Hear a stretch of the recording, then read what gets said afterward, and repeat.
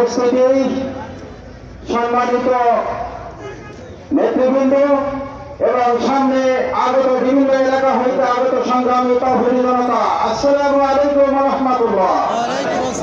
সম্মানিত ভাইরা, আজকে আপনারা সবাই এখানে একত্রিত হয়েছেন কিসের জন্য? আজকে সবাই বাংলাদেশ জামায়াত ইসলাম কেন্দ্রীয় ঘোষিত 5 দফা দাবি নিয়ে যে বিক্ষোভ সমাবেশের আয়োজন করেছে, এই বিক্ষোভ পালন করার জন্য আমরা সবাই এসেছি।